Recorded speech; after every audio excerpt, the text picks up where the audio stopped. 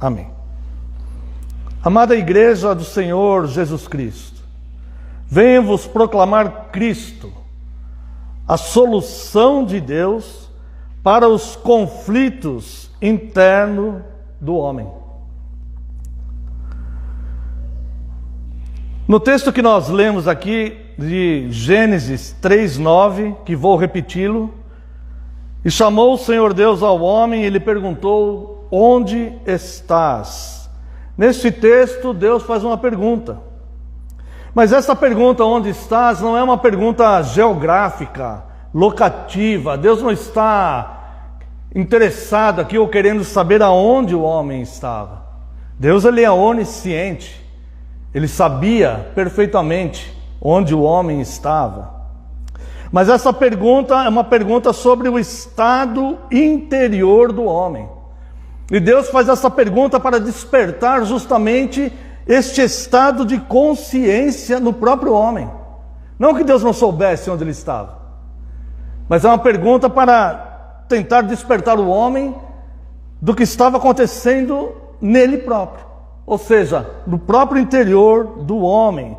Então Deus pergunta: onde estás?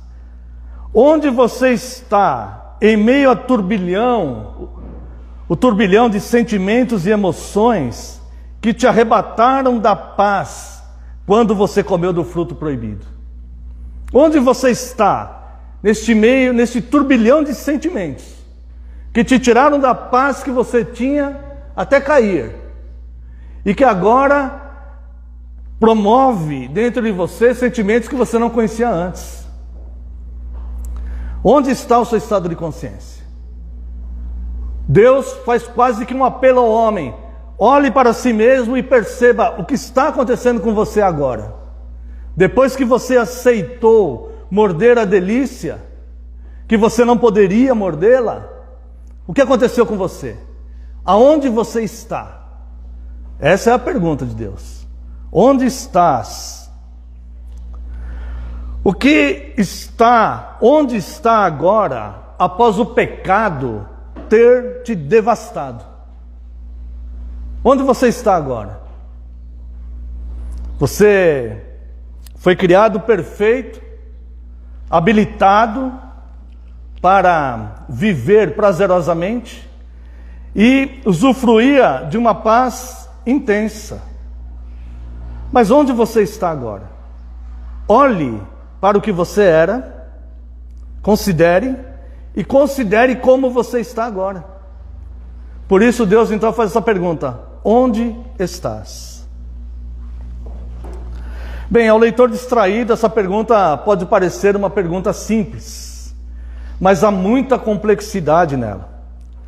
E por que a complexidade nela? Porque essa não é uma pergunta geográfica. Essa é uma pergunta que chama o homem a despertar pelo seu estado interior, como nós dissemos. E porque esta pergunta, além de chamar o homem a despertar para o que estava acontecendo nele próprio, irmãos, Deus apela aqui, Deus chama aqui a inteligência do homem. Não é inteligente a pessoa simplesmente se entregar ao pecado e seguir a sua vida de queda em queda, de corrupção em corrupção, de devastamentos e devastamentos, até que chegue o final dos seus dias. Não há inteligência nenhuma nisso. O que é inteligente é a pessoa olhar para dentro de si mesma e considerar o que está acontecendo com ela. O que está acontecendo com ela. E por isso Deus faz essa pergunta. Então essa pergunta é complexa porque essa pergunta faz o homem professar a sua condição lastimável de alguém que passou rapidamente de uma paz plena e absoluta para uma neurose. Neurose, porque Adão, a resposta de Adão está aqui no verso 10. Veja o que Adão responde. E ele respondeu: ouvi a tua voz no jardim, e porque estava nu, tive medo e me escondi. Um sentimento que Adão nunca havia sentido. E um sentimento que Adão jamais iria sentir se não tivesse submetido ao pecado. Então o homem rapidamente passou a apresentar um sintoma do que a psicanálise chama de neurose. Segundo a psicanálise, o caminho para a neurose passa exatamente pelo que o homem experimentou na queda. Se você for estudar psicologia, você vai ver que quando você for estudar esse estado de ânimo, esse estado de espírito que torna o homem neurótico, você vai ver que o efeito, o que vai resultar na neurose é exatamente o que Adão passou na queda. Ou seja, culpa e vergonha. A culpa e a vergonha são temas significativos na psicanálise e têm sido cada vez mais estudados. Estes dois sentimentos desempenham papéis importantes na compreensão da psique humana, revelam muito sobre a natureza do ser humano. Essa frase que eu falei agora, eu tirei de um site chamado BART, que é um site que fala de psicanálise, é um site científico. Veja o que fala. A culpa e a vergonha são temas significativos para a psicanálise e tem sido cada vez mais estudado. Estes dois sentimentos desempenham papéis importantes na compreensão da psique humana e revelam muito sobre a natureza do ser humano. A psicanálise, na sua forma científica, ela entende que a natureza humana, o homem natural, ele se envolve tanto com culpa como com vergonha. E se esta culpa e esta vergonha não forem tratadas, ela vai gerar, ou ela pode gerar, algum tipo de neurose. Isso é a ciência que diz. Compare com o que aconteceu com Adão. A culpa é um sentimento profundamente enraizado na estrutura do desejo humano. Ela se manifesta de várias formas, desde o remorso até a neurose. Então veja que a culpa é um sentimento profundamente ligado ao estado de desejo humano. Quando a serpente enganou Eva, ela provocou o desejo na Eva, de que a Eva comesse daquele fruto. Já a vergonha é um afeto a si mesmo, que surge quando o olhar do outro expõe uma falha ou uma inadequação. É um sentimento penoso, ligado à perda de dignidade e à revelação de fraquezas. Então Adão, em poucos minutos, eu não sou um psicólogo, psicanalista, né? Eu não sou nada disso. Apenas fiz uma pequena pesquisa e comparei com esse estado de Adão. Adão passou rapidamente por um estado pleno, seguro, tranquilo, onde não havia medo, onde não tinha dor, onde não sentia vergonha, sentimentos que ele simplesmente não conhecia, para um estado de neurose decretado aqui. Ele sentiu tanto medo que no seu desvario, esse medo levou a um desvario tão grande que ele achou que seria possível esconder-se de Deus, como alguém se esconde de Deus. E ele diz aqui no verso 10, né? Ouvi tua voz no jardim, e porque estava nu, tive medo e me escondi. Então, irmãos, ambas, culpa e vergonha, juntas e não tratadas, levam à neurose. Vejamos como Deus tratou a culpa e a vergonha do homem. A culpa do homem em seu estado mais avançado, a neurose.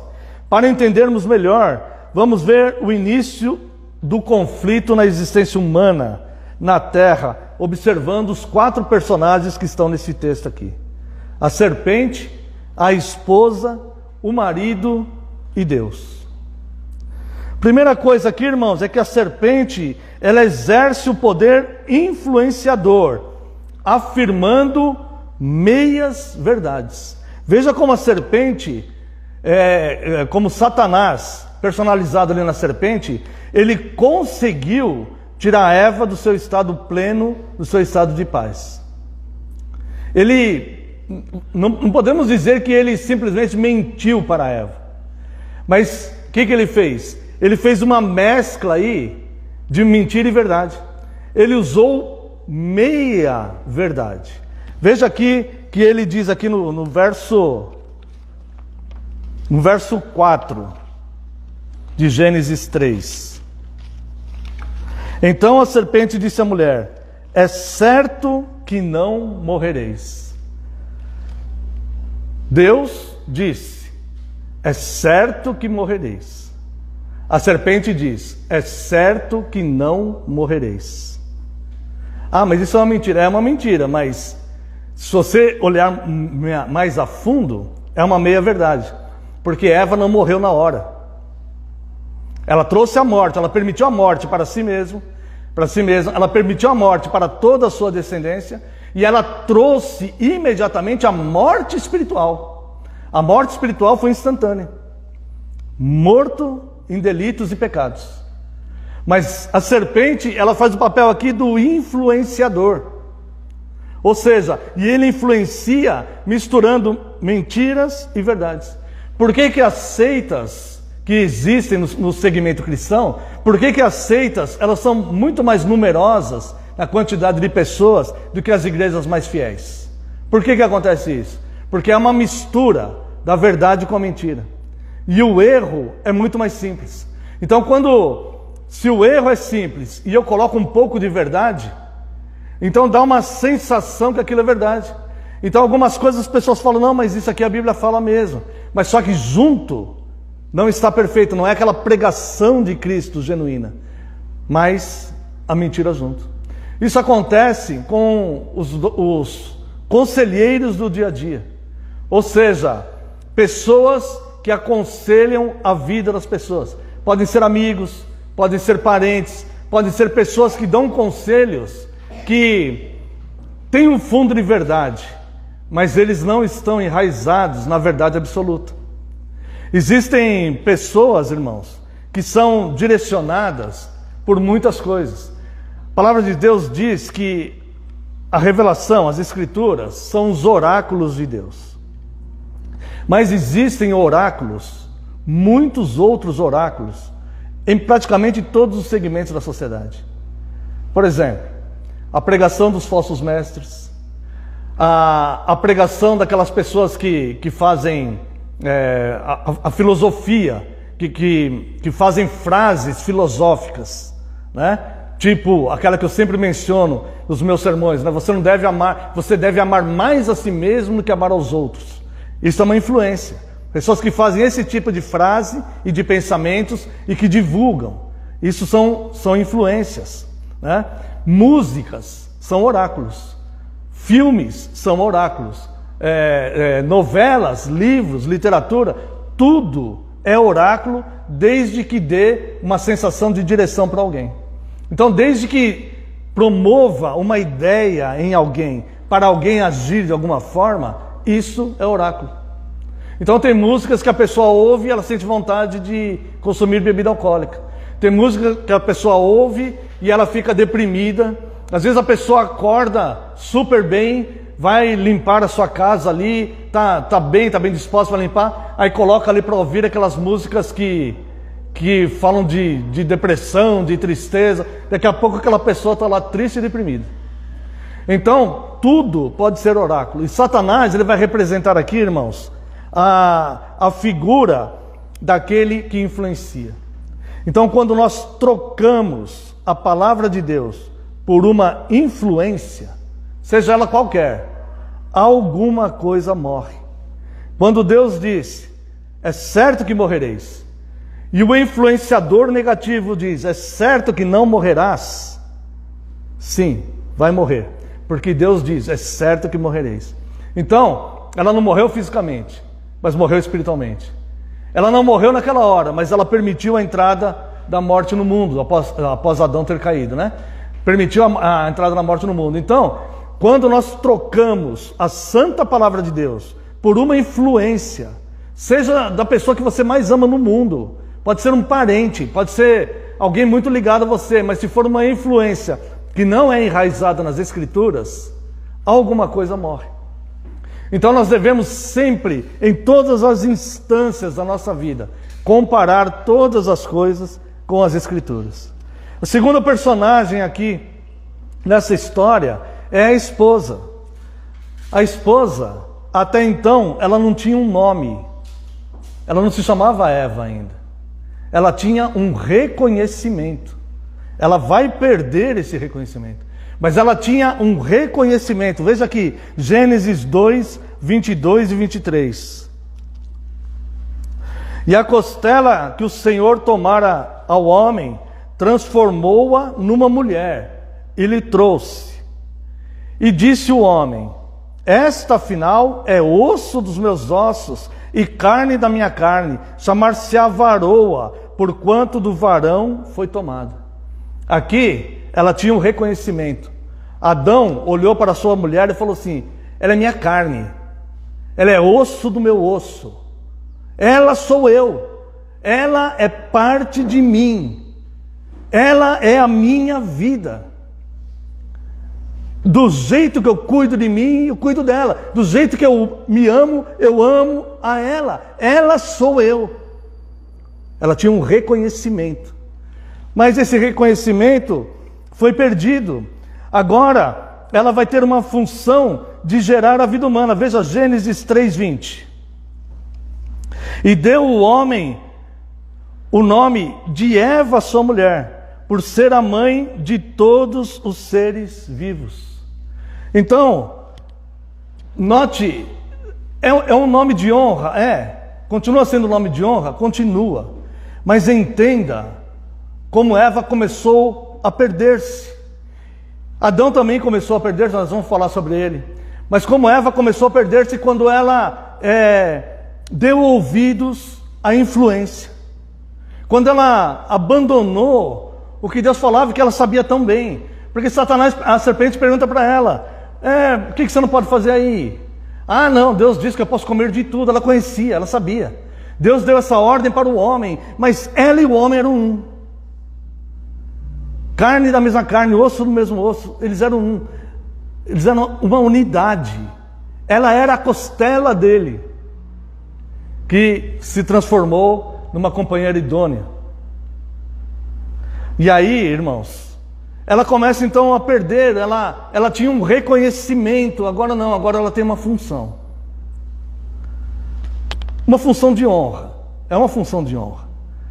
Mas ela começa, o pecado começa a desmobilizar tudo. O pecado começa, Deus trouxe a ordem. Satanás influenciou através de Eva e depois Eva para o seu marido o caos. Então, dentro daquela ordem que Deus criou, foi semeado o caos. E essas coisas foram se corrompendo, se desligando, se desestruturando. E agora ele já não via mais ela como a minha costela, osso do meu osso, carne da minha carne, sou eu que está ali. Não, agora via ela, falou assim: é a mãe de toda a humanidade. Reafirmo, é uma função de honra.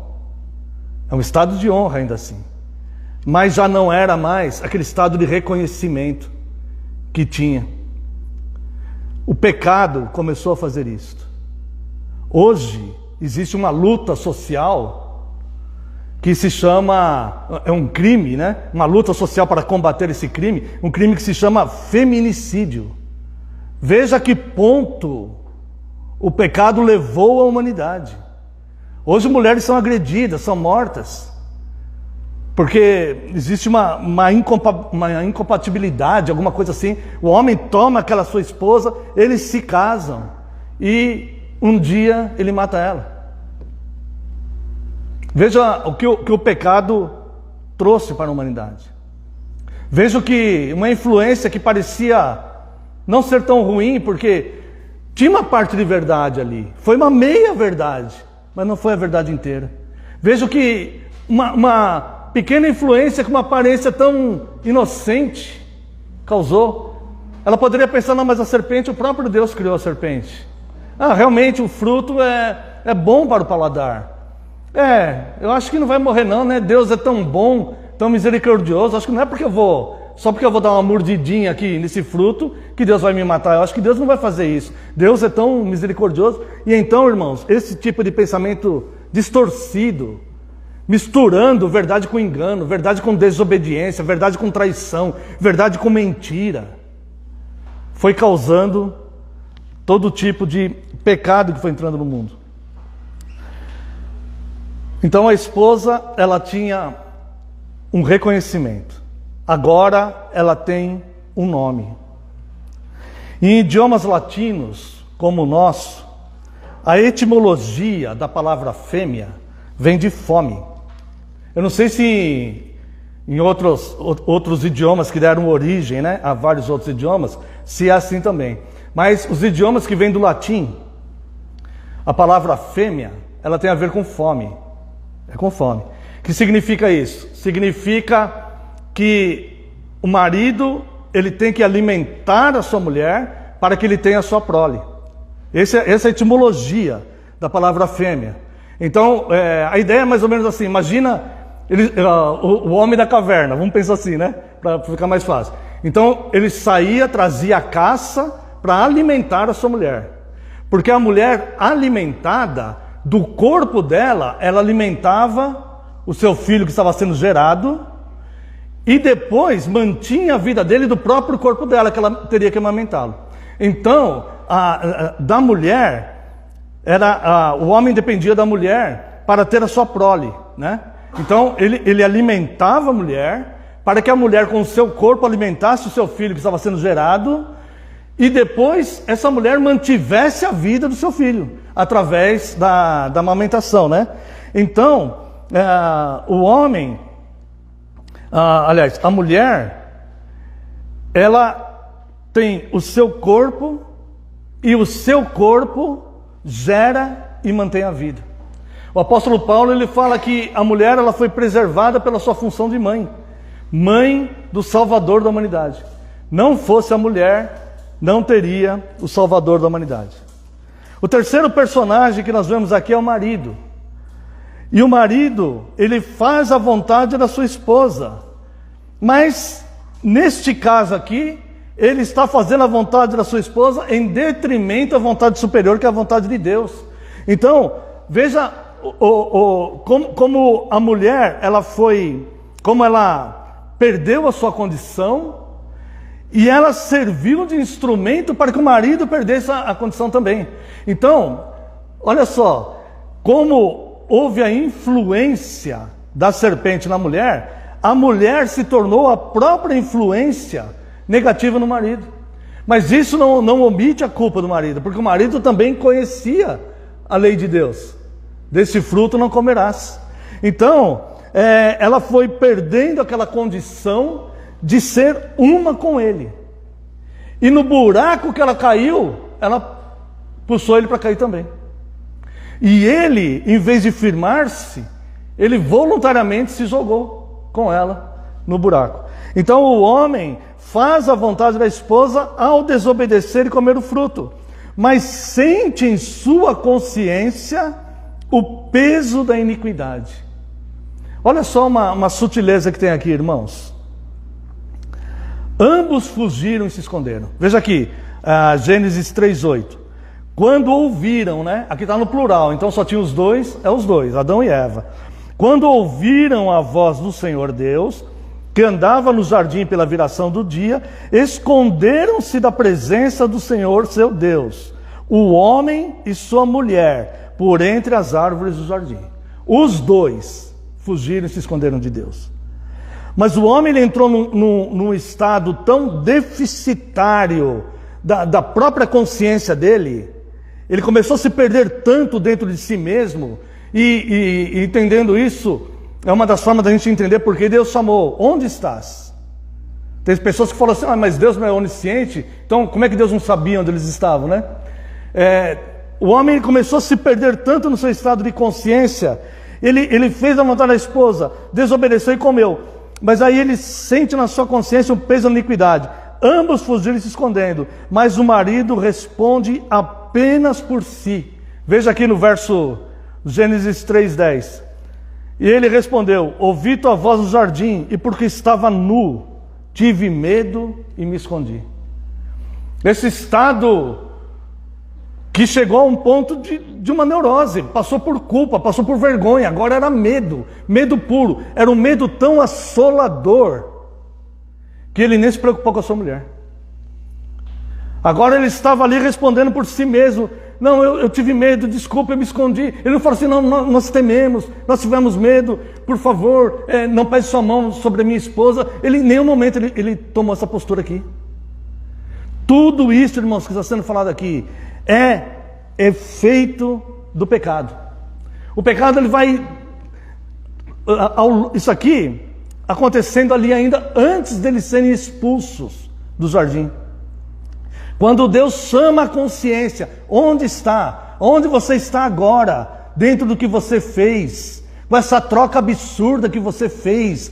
Onde você está agora? Qual é o seu estado de consciência? O que está acontecendo dentro de você? Olhe para você mesmo. Tente identificar o que está acontecendo com você. É isso que Deus está fazendo. E ele então agora é como se a mulher não fosse o osso do osso dele, não fosse carne da carne dele, não fosse mais a varoa, não fosse mais uma com ele, uma unidade. Agora ele está tão desesperado dentro do seu estado de consciência, ele está tão perdido, que ele fala: eu ouvi a tua voz e tive medo.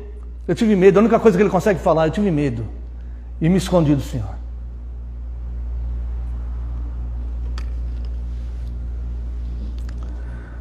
Seu estado agora de consciência é perturbador e incapaz de se reverter por ele próprio. Ele até toma uma providência, mas toma uma providência tão inadequada, ineficiente, ao tentar esconder a sua vergonha. Veja aqui, Gênesis 3:7. Abriram-se então os olhos de ambos, e percebendo que estavam nus, coseram folhas de figueira e fizeram cintas para si. Irmão, isso aqui não era roupa. Aqui está, essa palavra aqui, ela está bem traduzida por cintas. Era algo como uma tanga, né? Só escondia as partes íntimas. Não era uma roupa. Era uma providência. Ele tomou uma providência, mas uma providência inadequada. O homem tornou-se incapaz. Aquele que Deus falou assim: olha, pode colocar o nome em todos os animais. Você vai governar sobre tudo isso. Agora eu não conseguia governar sobre o seu próprio estado de vergonha, a sua própria incapacidade de estar na vida. Ele simplesmente faz cintas para ele. Algo que não podia suprir o que o corpo deles precisava, não era uma roupa. Aí vai entrar aqui no quarto personagem, que é Deus. Deus trata o homem eficazmente.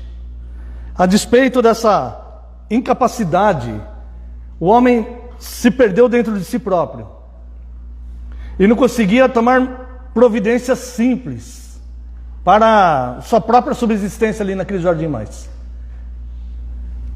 E ele não conseguia mudar a situação da sua própria vergonha. Ele não conseguia fazer isso. Ele fez uma situação paliativa lá.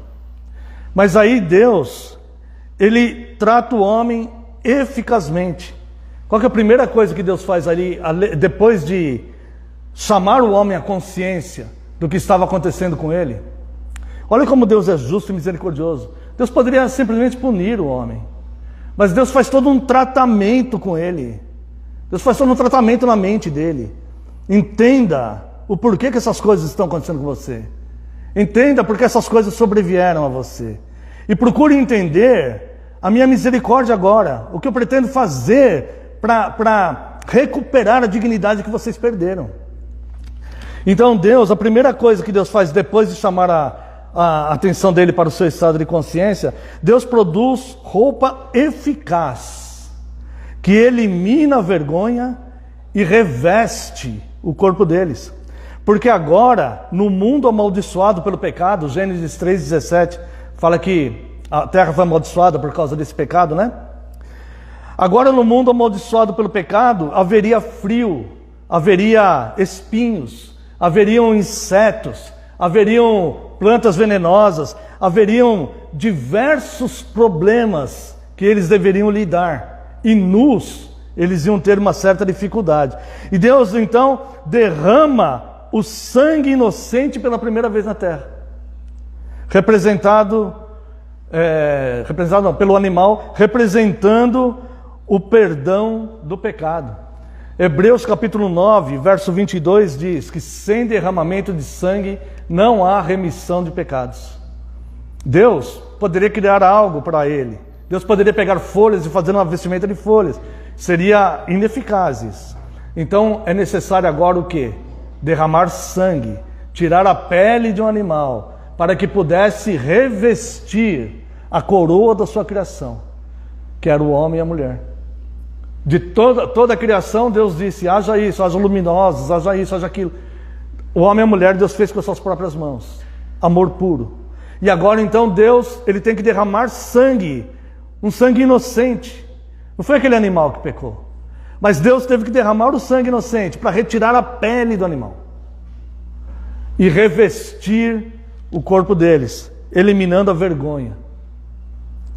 E este sangue derramado vai providenciar para eles, futuramente em Cristo, o remédio para a culpa, que é o perdão, o sangue de Cristo derramado, que vai eliminar a culpa do ser humano. Então, além de Deus produzir uma roupa eficaz, eliminar a vergonha, revestir o homem, apontar para a sua misericórdia no sangue derramado que vai trazer o perdão, ele providencia o cuidado para que essa situação do homem não se perpetue. Veja aqui Gênesis 3, 22 a 24. Então disse o Senhor Deus, eis que o homem se tornou como um de nós, conhecedor do bem e do mal, assim que não estenda a mão, e tome também da árvore da vida, coma e viva eternamente. O Senhor Deus, por isso, lançou fora do jardim do Éden, a fim de lavrar a terra de que fora tomado. E expulso o homem, colocou querubins ao oriente do jardim do Éden, e o refulgir de uma espada que se revolvia para guardar o caminho da árvore da vida. Quando Deus expulsa o homem, nesse jardim havia a árvore da vida. Se o homem comesse dessa árvore da vida, ele iria prolongar-se perpetuamente naquele estado. Estado de culpa, vergonha e medo. Então, quando Deus expulsa o homem do jardim, não é que Deus está fazendo uma represália contra o homem, não é que Deus quis se vingar do homem ou coisa assim, não. Deus começa já a proteger o homem através da roupa, através do sangue derramado que vai apontar para Cristo, e expulsa o homem de lá para que ele não venha agora, já comeu do fruto proibido, para que ele não venha agora comer da árvore da vida também, que vai ser apresentado somente lá no Apocalipse depois, né? Que ele não venha comer dessa árvore e perpetue o seu estado. Irmãos, são tantas lições que a gente pode tirar daqui que se alguém hoje está em estado de culpa, estado de vergonha, estado de medo, isso não precisa se perpetuar na vida dessa pessoa.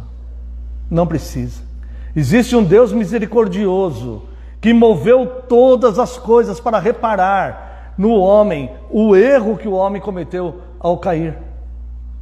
Existe um Deus que pode mudar e transformar qualquer situação, qualquer conflito interno que uma pessoa esteja vivendo. Então Deus, ele produz roupa eficaz, ele providencia o cuidado para que essa situação do homem não se perpetue e providencia o Salvador. Veja aqui, Gênesis 3,15 é conhecido teologicamente como proto-evangelho. A primeira manifestação aqui do evangelho que vai operar a fé na vida das pessoas, né? Porém, inimizade entre ti e a mulher, Deus falando com a serpente, entre a tua descendência e o seu descendente. O descendente é Cristo. Este te ferirá a cabeça da serpente, e tu lhe ferirás o calcanhar, a cruz. Então veja que primeiro despontar do evangelho aqui já foi logo lá. E aí então Deus providencia o Salvador da humanidade. E como que ele providencia isso? Oferecendo o seu esconderijo. Salmo 91, versículo 1 diz: aquele que habita no esconderijo do Altíssimo, à sombra do Onipotente descansará. Embora o homem tenha se lançado no mais profundo abismo, embora o homem tenha entrado num estado emocional, um estado de consciência perturbador e desesperador, que ele se perdeu dentro de si mesmo. O homem se perdeu no seu próprio universo. Embora o homem tenha manifestado tantas fraquezas e a sua incapacidade até mesmo de solucionar as suas próprias vergonhas e a sua própria culpa, Deus providencia um esconderijo por todos os perigos externos ou internos que podem afetar o ser humano. Aquele que habita no esconderijo do Altíssimo, à sombra do Onipotente descansará. Deus também, essa providência do Salvador, não oferece apenas um esconderijo, oferece também a paz de volta. Oferece o retomar da paz, porque quando eles caíram, o estado de consciência tornou-se totalmente perturbador. Eu chamei até de neurose aqui. Porque o homem estava perdido e devastado por um medo tremendo. E aí então Deus agora restaura a paz através de Cristo. Veja só, João capítulo 14. Eu sei decor, mas como eu quero uma fidelidade ao versículo, eu vou ler aqui. 14, 27, irmãos. Deixo-vos a paz, a minha paz vos dou. Olha aqui a diferença do primeiro estado com o segundo. A ideia aqui é voltar ao primeiro estado. Não como o mundo eu te dou essa paz. Não fazendo cintas e situações paliativas para que você sinta um certo conforto momentâneo. Não como o mundo pode te oferecer, mas como era antes, uma paz integral, plena, inteira, onde você vivia sem essa culpa, sem essa vergonha, sem esse medo avassalador. Então ele fala: deixo-vos a paz, a minha paz vos dou, não vou-la dou como o mundo. Portanto, não se turbe o vosso coração, e olha só, não se atemorize. Não se atemorize, porque este meu amor, é como se Deus falasse assim para nós agora: este meu amor representado na pessoa do meu Filho, que se fez um de vós, vai te restaurar a paz de tal forma, e esse amor é tão poderoso, que este amor lança fora todo medo. Porque nós vamos oferecer um esconderijo para você, e debaixo das nossas asas você está seguro. Aqui é a ideia mesmo daquela ave que coloca seus filhotinhos embaixo das asas para proteger. Só que aqui é as asas de Deus mesmo, intransponível por qualquer perigo, seja externo ou que surja no interior do homem, da sua mente, do seu estado corrompido pelo pecado. E além da providência do Salvador, além de oferecer o esconderijo, a paz oferece também a proteção. 1 João 5,18 diz que aquele que está em Deus, aquele que é nascido de Deus, o maligno não toca. Então, irmãos, quero concluir essa pequena meditação lembrando como Deus começou a sua providência, toda essa providência de amor, de misericórdia, de proteção, de cuidado. Como que Deus começou essa providência no homem caído? Chamando este homem a entender o seu próprio estado de consciência. Onde você está? O que está acontecendo com você? Irmãos, não adianta professar uma religião se você não entende o que está acontecendo com você, se o que está acontecendo no seu interior não for tratado. Não adianta você simplesmente professar uma religião, cumprir todos os preceitos, seja a religião que for, incluindo o cristianismo. Não adianta você cumprir todos os preceitos de uma religião se você está defasado, devastado por dentro, por culpa, por vergonha, por medos, por uma neurose qualquer. É necessário ser tratado. Por isso que o Evangelho, é só o Evangelho que vai operar a verdadeira fé no interior da pessoa. Não é algum tipo de simpatia, algum tipo de crença. Simpatia que eu digo assim, simpatizar com uma religião, uma igreja, um pastor, um padre, alguma coisa. Não é isso. Mas é a palavra viva, viva e eficaz, que penetra até o ponto de separar, é como uma espada de dois gumes, que penetra até o ponto de separar alma e espírito, junto e medula. É essa palavra que é regeneradora, que limpa de dentro para fora e vai lançar todo medo, toda culpa. Lancemos sobre Deus toda a nossa ansiedade, porque Ele tem cuidado de nós, diz o apóstolo Pedro. Então, irmãos, como Deus, no começo da sua providência, começou a sua providência perguntando ao homem, onde está? Procure, com sua sinceridade, responder a Deus essa pergunta. Não tenha medo, por pior que seja a sua situação, por pior que seja, muitas vezes é pecado. Muitas vezes eu nem vou responder para Deus porque eu pequei, estou em pecado. Responda para Deus assim mesmo, porque Ele é misericordioso. Se Ele quisesse te fulminar, Ele já teria feito. Ele está te oferecendo graça, misericórdia, perdão, te reestruturando. É isso que Ele está oferecendo, através do Santo Evangelho. Confiança, paz, que as coisas voltem ao lugar, que você não deixe mais o caos que Satanás trouxe, mas que você volte à ordem que Ele estabeleceu quando Ele criou as coisas, e isso através de Cristo. Procure com sua sinceridade responder a Deus essa pergunta: onde está? E caso perceba que está no estado de culpa, vergonha, medo, ou outro sentimento perturbador qualquer, eu te aconselho, aceite a providência de Deus. Cristo é a